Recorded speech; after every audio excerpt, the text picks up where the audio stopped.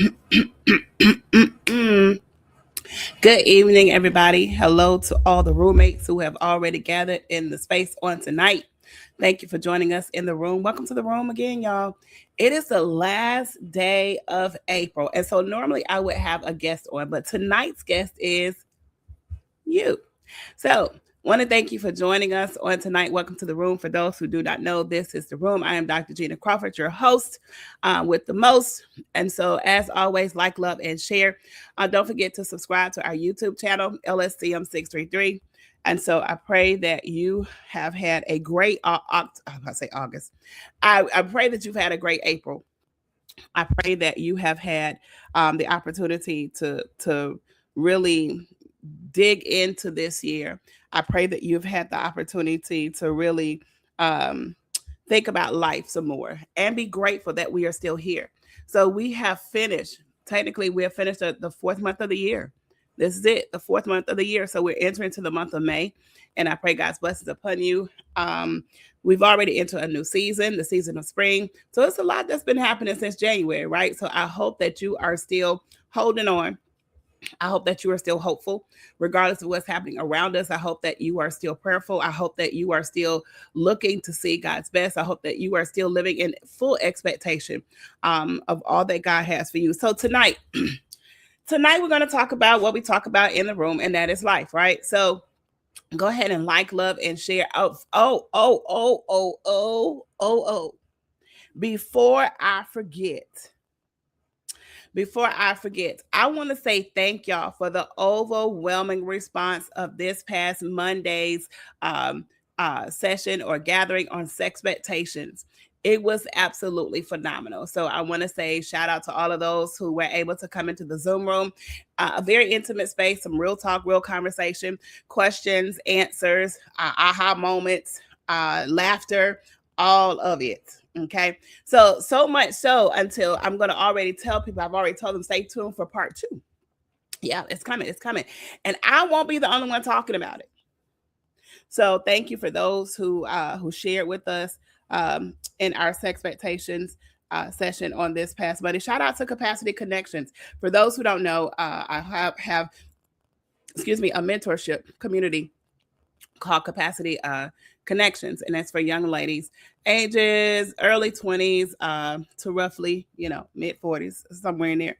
And so what we do is we talk about life. We talk about life from a Christian perspective. How do I live life as a Christian young woman? How do I live life as a godly young lady?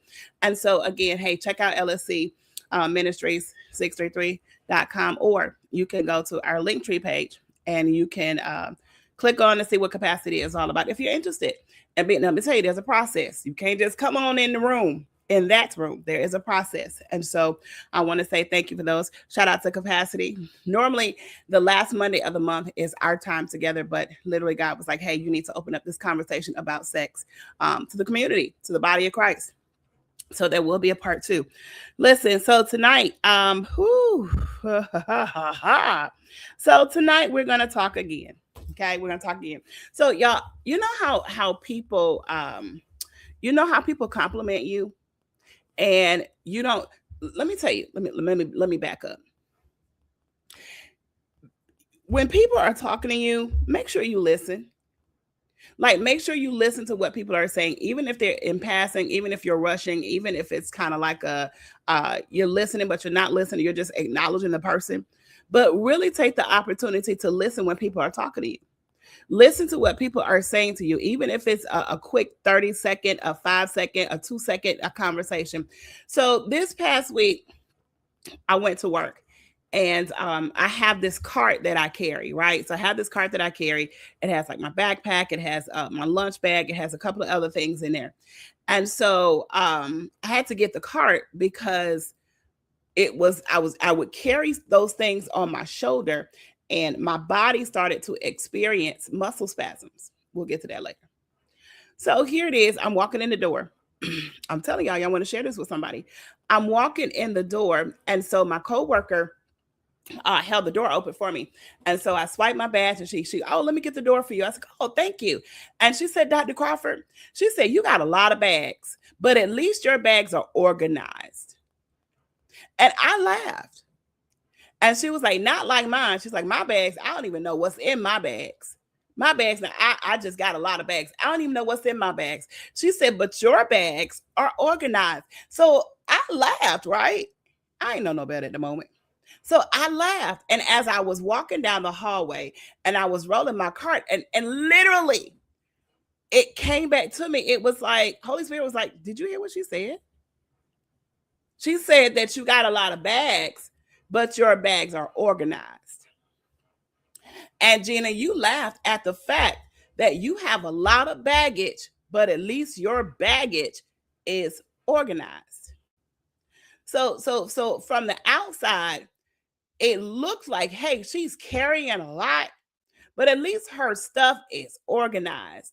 At least the stuff that she's carrying, at least the baggage that she has is organized. And so that was on Tuesday. I've been thinking about that thing since Tuesday. And so I was like, how many of us are walking around with baggage, but at least it's organized? And we feel like we're okay. At least it doesn't look like chaos. It doesn't look like chaos. So we think that we're okay.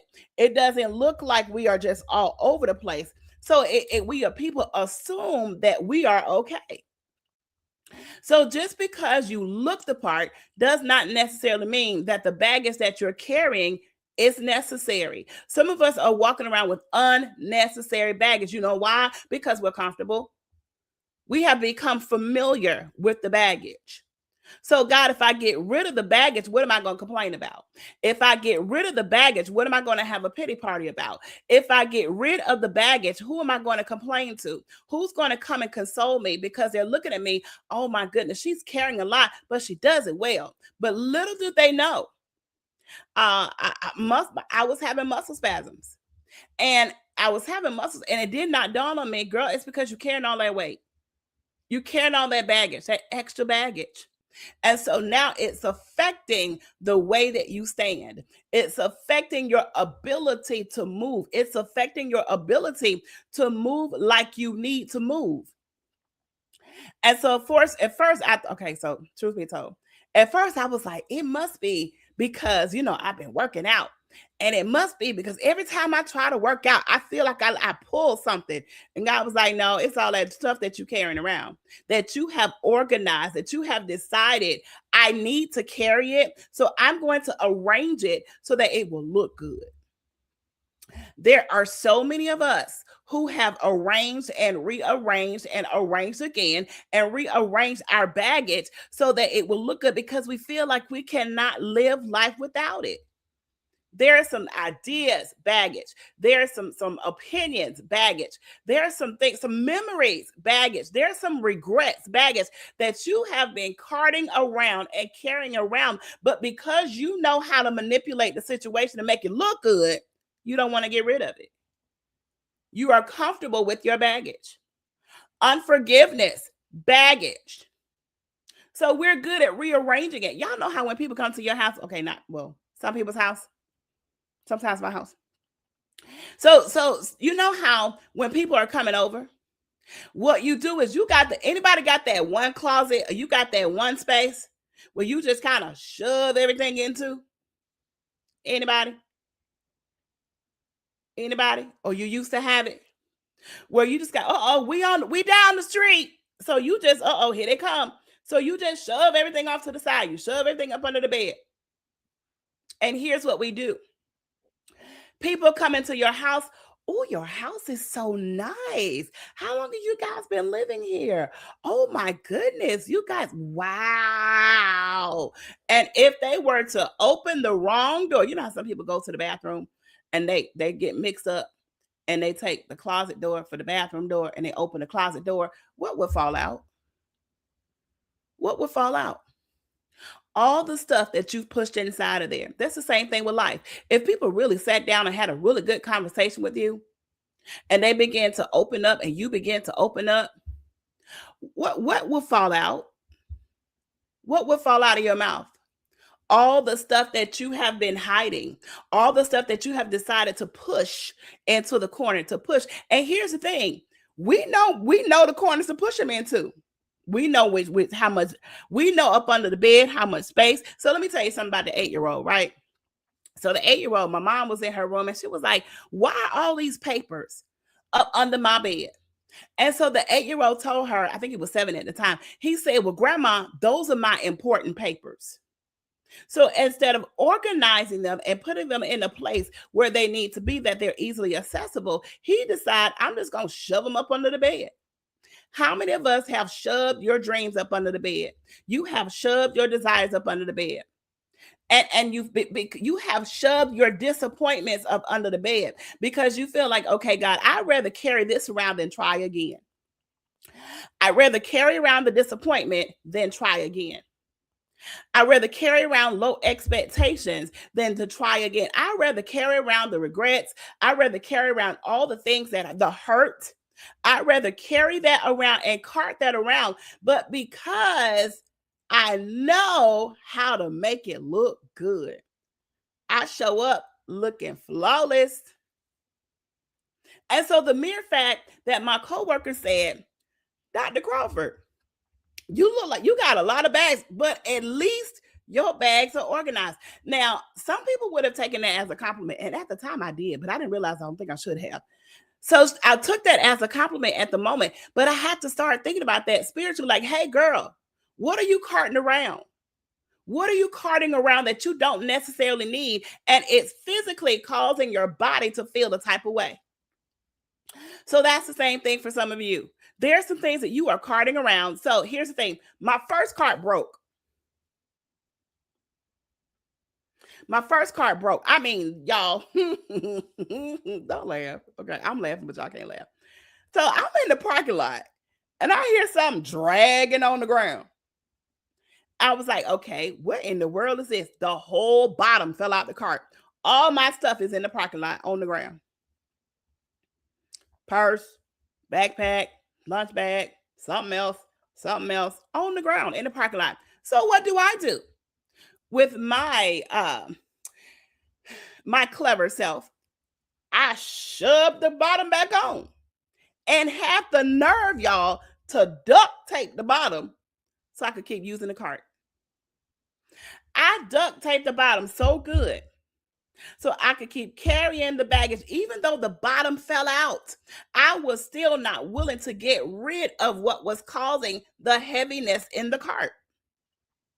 For some of you that are watching on tonight, literally God has told you there's some things, there's some people, there's some situations that you need to rearrange, that you need to change, that you need to get rid of. But instead of doing that, because God, this is comfortable. I know what this hurt feels like. I know what this pain feels like. I know they're going to disappoint me. Instead of getting rid of it, we just duct tape the cart. We just keep duct taping. The bottom has fallen out of the relationship. But because they keep coming back, because you don't want to hurt nobody's feelings, because y'all been down like 4 flat tires since you was pre-K, you keep duct taping the relationship.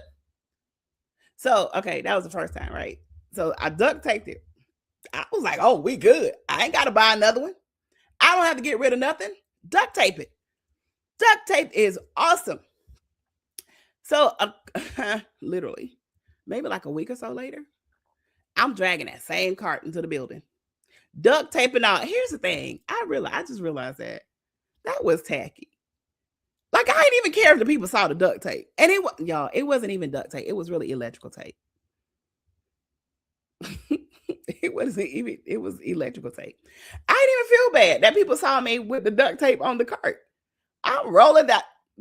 Here it is. Teacher of the year. That part, right? Teacher of the year rolling down the hallway, cart all broken, duct taped up. And I thought I was doing something because I did it. I fixed it. So here it is. I love God. God is like, yeah, okay, let me show you. So I'm in the parking lot, maybe like a week or so later. Mind you, I thought it was fixed. It was good. I put the same stuff back in it, didn't take nothing out of it. I'm rolling again in the parking lot. I get almost across the crosswalk. The bottom fell out again. The tape didn't hold it. So now I hear something scraping the ground.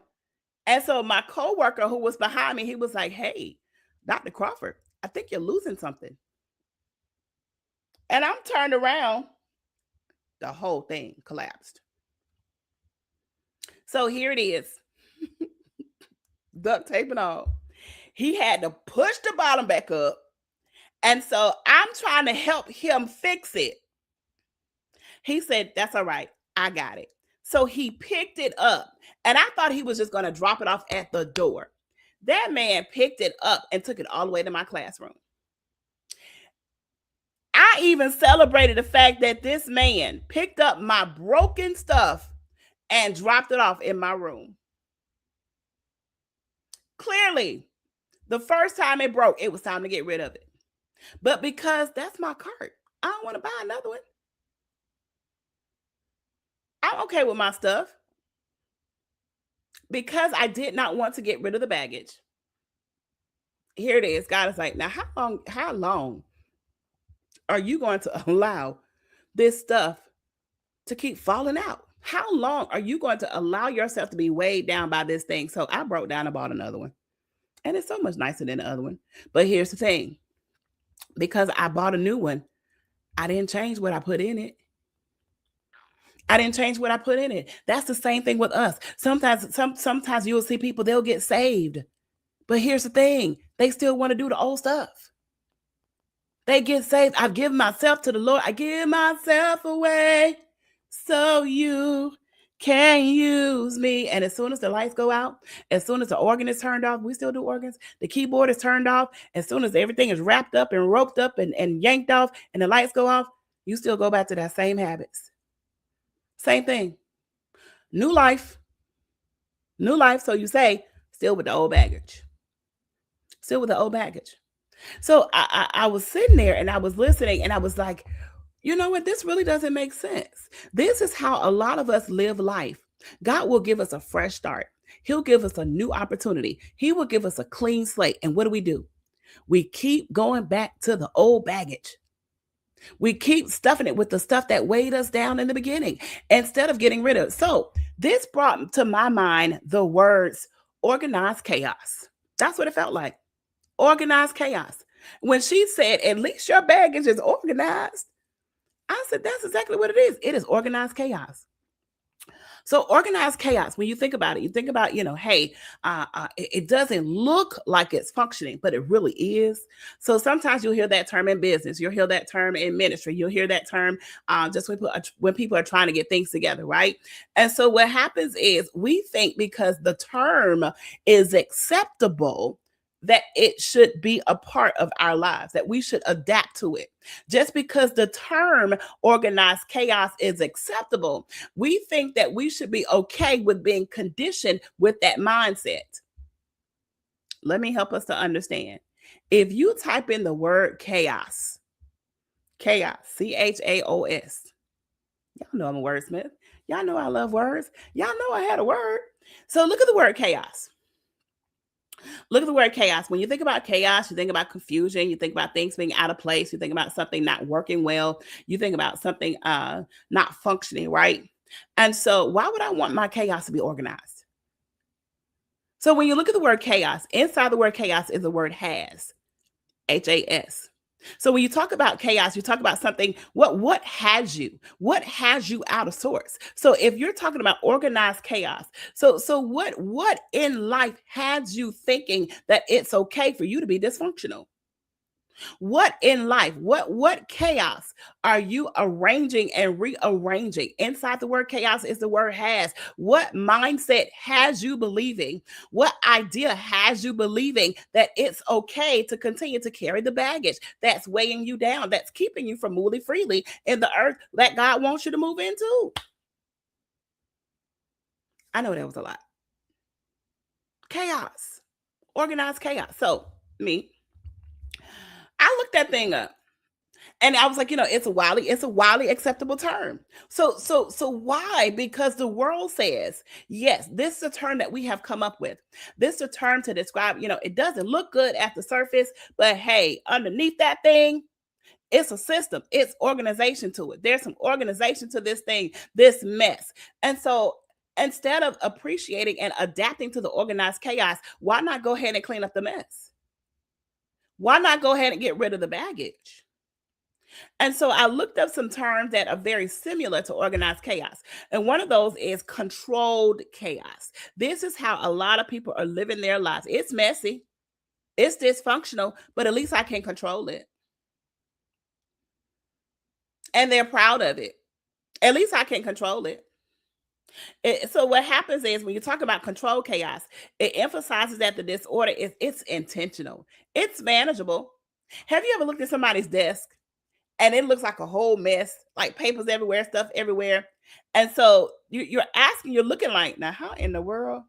And they say, oh no, I know exactly what's on my desk. I got a system, but it's a mess. It's a mess. Another word, another term for organized chaos, a synonym, a word that's very similar, is pandemonium. Pandemonium, it conveys wild uproar or confusion, often energetic. You know, when we think of pandemonium, we think of something exciting. We think of something that's going to be energetic. So now you're saying I'm bringing energy to my chaos. I'm wild, but I have the energy to be wild. It's still dysfunctional. It's still baggage. So here's another one. Hmm. Tahubahu. That was a new one. Tahubahu. So it's a literary or it's a former term of chaotic disorder. Chaotic disorder. This is what we're seeing in our world now. This is what we're seeing in our country. Chaotic disorder. But people disguise it as a system. So when you talk about, here's another thing for chaos, that organized chaos, that term that we have been conditioned to think that it's okay. Managed disorder. Manage disorder highlights that the chaos is structured or at least it's under supervision. At least I know what's wrong with me. At least I have a system as to how I'm dysfunctional. At least I have a system to it. At least I know. But here's the thing. Even though somebody else does not know, and you're the only one that knows that you're chaotic, your life is out of order, your life is out of sorts, you should not be okay with it yourself. You should even be okay with it. Even if people look at you and say, you know what?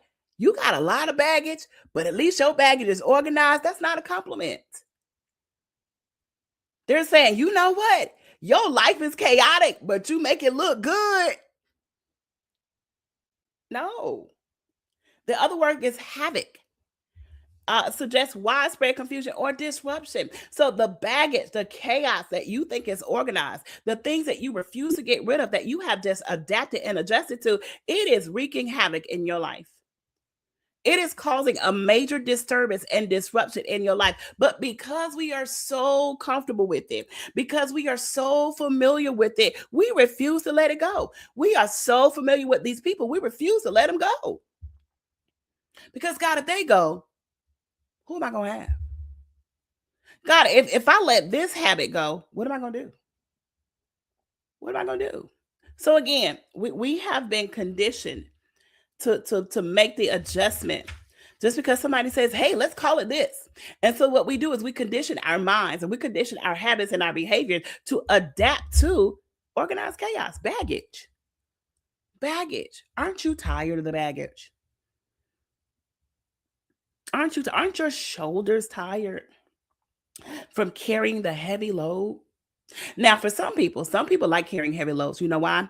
Some people like carrying, oh, okay, we're gonna go here talking about myself. I'm not talking about y'all, talking about myself. So some people like carrying, well, used to, not no more, because it's getting real heavy. So some people like carrying a lot of baggage, like saying that, like doing a lot of things or carrying a lot of baggage because they feel like it makes them look like they're being productive. All the while they are worn out, can't think straight, they're tired all the time, they are literally exhausted. But it's a control issue. Because if I give somebody else my baggage, if I let somebody else do it, they may not do it the way that I do it. I know. I was there. I'm slowly. I'm in rehab. I'm getting better though.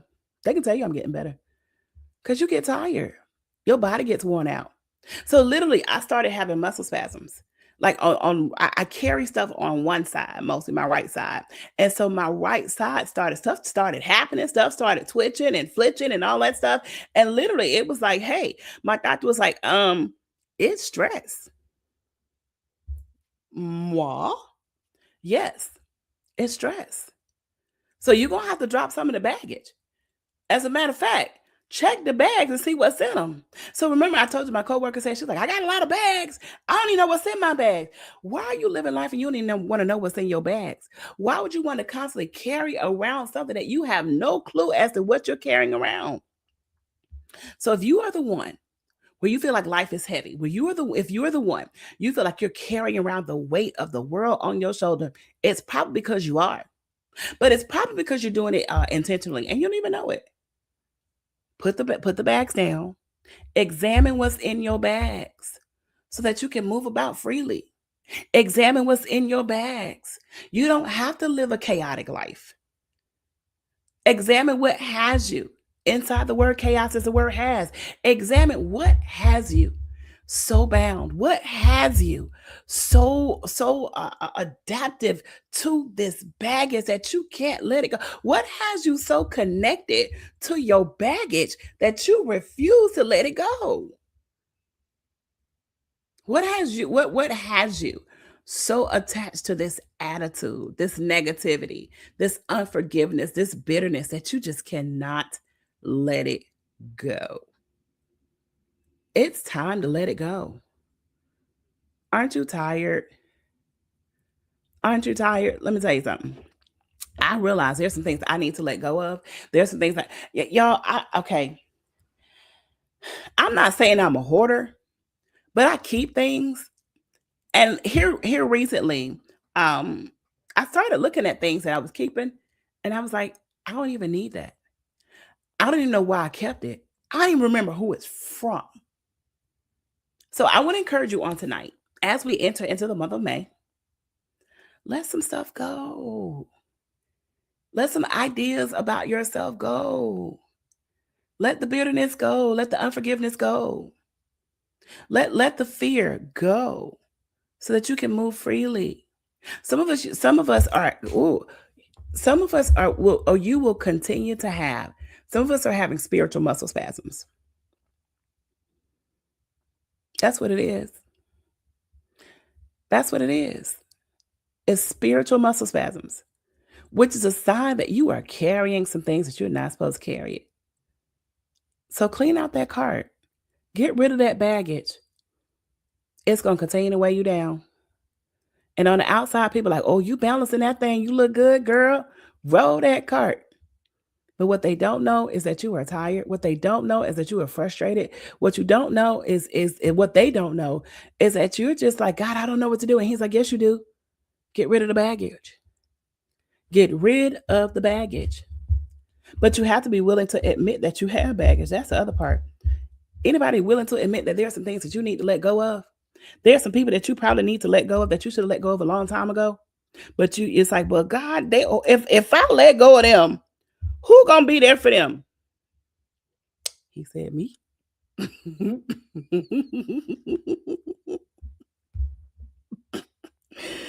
Literally, it was like, me. I'm going to be there for them. But God, if I leave them, what state of mind are they going to be in? Whatever state they allow themselves to be in.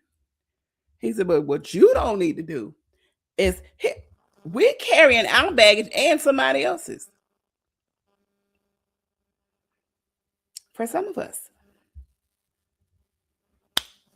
we're carrying our baggage and somebody else's. Whose baggage are you carrying? Whose baggage have you accepted? Because you feel like, no, it's too much for them. Well, God is saying, well, it's too much for you too. So what is it that you need to let go of? What is it that you need to get rid of? It could be something in your house. It could be something on your job. It could be something in your mind. What do you need to let go of? So this idea of organized chaos, rethink it. Rethink it. I want to give you scripture. Of course, I want to give you scripture.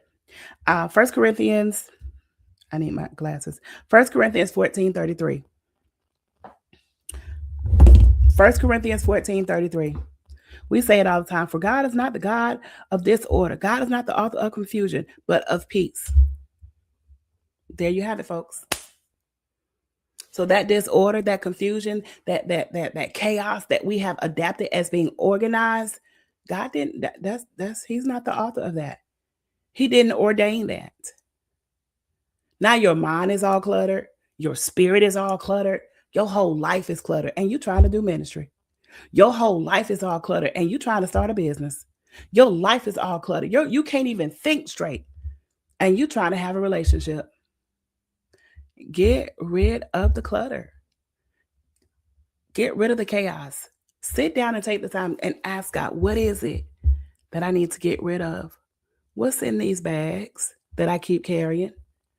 And why am I so attached to these bags? And here's the thing, why do I put them in decorated bags? I mean nice looking bags too. Not no shabby looking bags. Nice looking bags. Nice looking crates. How many people you buy nice crates just for your junk? You buy nice crates, nice little baskets just to put stuff in, but you ain't even know what stuff is. So I want to encourage you tonight on this last day of April 2026. Examine your bag, examine your baggage. What are you holding on to? Are you holding on to who you used to be? Are you holding on to regrets? Are you holding on to all those disappointments, the things that didn't happen? Are you holding on to people that you know God say, hey, that season was up a long time ago? Are you holding on? Are you holding on to what you thought life was supposed to be like, and God has completely shifted it? Well, seeing as to how we didn't consult him first, I can see the disappointment, but it's really not his fault. It's our fault for not consulting him. So now, I said it before. Y'all know that list that you used to have? Well, I had. So I had this list by the age of 22, I was going to graduate from college. By 25, I was going to get married. By 27, I'm going to have my first kid. By 30, I'm going to have my second kid. Then none of that happened. None of it. So for a long time, I was like, oh, my life is over. It's not on my timeline. You got to, your baggage may be your timeline. So I hope and pray on tonight. Go back and take a look at this thing. 1 Corinthians 14:33. God is not the author of confusion, but of peace. He doesn't want disorder in your life. He does not order chaos in your life. Get rid of the baggage. Stop organizing, reorganizing, and rearranging everything. Throw it away. Get rid of it. Get rid of that mindset. Get rid of those ideas that serve you no purpose. Get rid of the bitterness, get rid of the anger. How do I do that? You're going to have to sit in his presence. And you're going to have to let God expose you. You're going to have to let God dig through. Oh, y'all. Okay, so I used to like to watch Hoarders, right? And so, Hoarders is this show where they go in and people can't even, like, their living conditions are deplorable. Deplorable. They can't even live in a place anymore. And so what happens is, along the way, there is like a psychiatrist or somebody who comes in and tries to help them understand the root of them hoarding.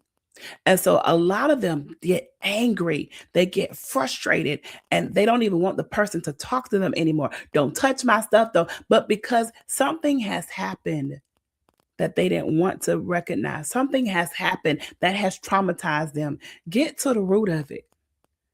I'm not just talking to you, I'm talking to me too. Get to the root of it. These cycles that are continuing in your life, get to the root of it. Aren't you tired of it?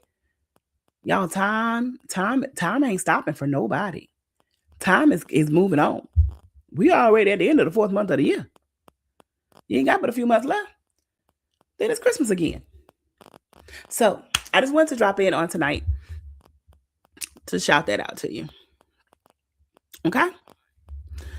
Whew. Now, take the time to do the work. Take the time to do the work. Take the time to do the work. Get to the root of what's bothering you. Get to the root of what's hindering you. Get to the root of what's frustrating you.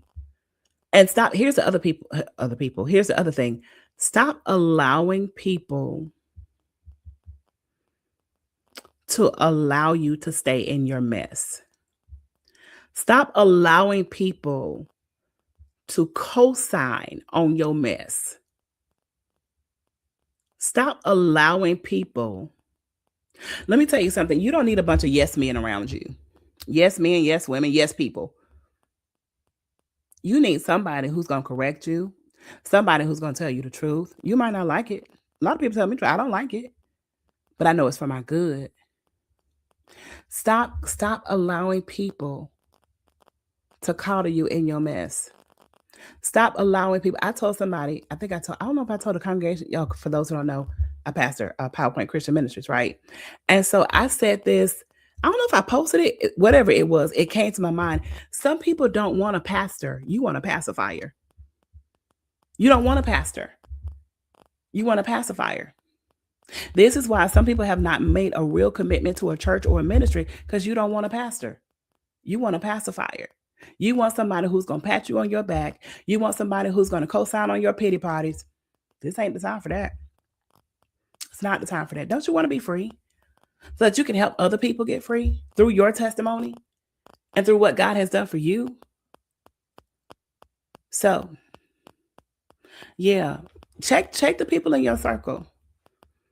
Check the people in your circle. If they're always agreeing with where you are, if they're always agreeing with how you feel, if there's always agreeing or coming into agreement with your baggage and an agreement with your chaos, them ain't the right people. Oh, that's bad English. Those are not the right people. Those are not the right people. So I just wanted to share that with you on tonight. I thank God for this opportunity to be in this space. For those who don't know, sometimes this space is very interesting for me because I don't necessarily like the space sometimes. Not because of y'all, but because I had to come out of my fear. Yeah, not them table. Let me tell you, everybody need a table. Everybody needs a table. I'm just saying, everybody needs a table. Everybody needs that group of people or that person, a group of people who be like, that sounds good, but no. That sounds good, but you're going to have to come up. Oh, really? Oh, wow. Oh, no. Now, they let you get it out. They let you get everything out your system. But guess what? They're going to call you to the table on it. Everybody needs those people. Let me see if I can find it. Let me see if I can find it real quick. I saw somebody who posted this and I thought this was so good. This was so good. Y'all, hold on. Here comes. This was so good. So this quote, it says, make friends with people who get mad at you when they see you're not living up to your potential. Make friends with people who get upset with you because they know you can do better. They body slam you, they holler at you, they fuss at you. And then, look, then here's the thing, y'all. After they do all that, got the nerve to support you and show up. But I wouldn't trade them. I wouldn't trade them. But make friends with people. Get to know and get connected with people who get upset when they see you not living up to your full potential. Not the people who gonna join in and y'all downtrodden together. Get upset. I get upset with people who I see who I know can do better. Who I know can do better. Check your circle, check your square, check your oval, check your whatever shape you got. Check it. Check it. Because if they always co-signing on your pity party, them ain't the right people. If they don't ever talk about how you can get better from your bitterness, them ain't the right people. If they adding fire to your unforgiveness, them ain't the right people. Hang around some people. Ask God to connect you with some people who gonna cause you to rise up. I ain't talking about like that Falcons, but who gonna cause you to do better? It may be uncomfortable. Let me tell you something. It's interesting that her name just popped up. Prophet Lakita Corey for Pray 365 this morning. She talked about the whole thing about friendships and like, okay, God, these relationships. Okay, now look, I'm cool on the friends. I feel her. But then you just never know. Literally, God, oh my Jesus. Okay, it wasn't supposed to take this long. So literally, there are people I had friendships with, and I still love them to this day. They're like my sister's got friends. I'm friends with them, right? But they became my crutch. They became my crutch. And so literally God had to kick the crutch out from under me so that I could see a difference, so that I could see that there was more. Nothing against them personally. Love them to this day. Still love them. They're my girls. However, God literally was like, hey, but I don't need you to be around people who can't see where you're going. So check your baggage. Check your baggage. Check your bags. Reframe your thinking from this whole idea of organized chaos, because God is not the author of confusion. It's not. It's not. He's not. He's not. So I love y'all. Thank you for joining us in the room on tonight. Share this with somebody. I think somebody needs to hear this. Somebody's been carrying around bags. Again, y'all, I thought the lady was complimenting me. I was like, I laughed and everything. She was like, at least your baggage is organized with my cute cart. And I was like, this thing is kind of heavy. Even though I changed carts, I still put the same baggage in it. So did anything really change? God, even if the bottom dropped out twice, I'm calling myself fixing it. I done not duct tape, electric taped it. So I love y'all. Thank y'all for hanging out in the room with us on tonight. Hey, we're here every Thursday night unless God says otherwise. So I pray that you've had a great first 4 months. I pray that May will be exciting for you. I pray that you, as you go and rest tonight, thank God for the first 4 months of this year. I know they may have been challenging. I know they may have been frustrating, but because you are still here, just begin to thank God. God, at least I made it to the last day of the 4th month of the year. I made it this far. So many people did not make it, but you and I, we made it. We're still breathing. We're still living. We're still moving. That's why we cannot allow this baggage that we are holding on to keep us bound, because somebody is going to get free because of your testimony. Don't waste it. Don't squander it. Don't be embarrassed by it. Don't feel guilty about it. It's your testimony for a reason. It's not just yours. God is saying, hey, I was just working through you so that you can help somebody else. So let go of the baggage. Examine your life. It's okay. It's okay. Let me tell y'all something. So I was a couple of years ago, I was thinking about people, right? Thinking about people. And sometimes you think about people and you think about, man, their life must be like this and their life must be like that. And you know how we hype people up because they are a certain status, or we hype people up because they make, they're millionaires or this, that, or other, they're celebrities, whatever. And so I literally sat down and God was like, hey, let me tell you something. He said, girl, do you know that they get the same 24 hours as you do?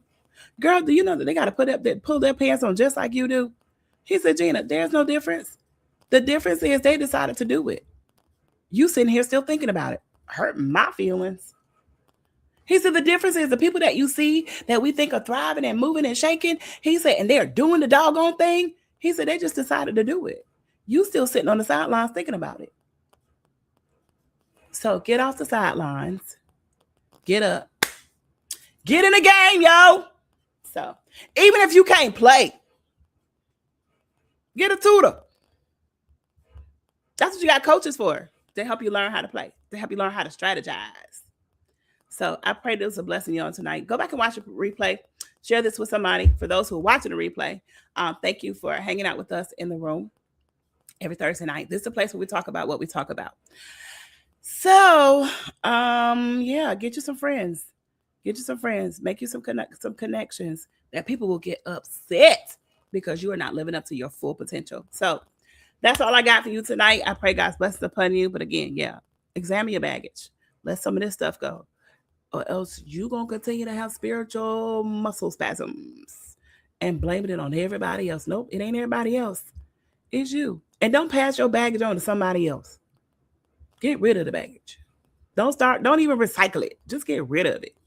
So I pray that you have enjoyed this time with me on tonight. Again, I'm Dr. Gina Crawford. For those who did not know, if this is your first time, thank you. Welcome to the room, the place where we talk about what we talk about. Hey, listen, November 7th is coming. You'll hear more information real soon. November 7th is coming. I pray that you have a great start to your May, a great end to your April. Y'all, let's be grateful that we have made it thus far. Listen, keep praying, keep praying, keep praying. Don't stop praying. Pray for me. I pray for you and watch God change things. That was Paul Morton, right? I pray for you. Go back and listen to the song. Listen, have a great evening, and we'll see y'all in these Jesus streets. Holla.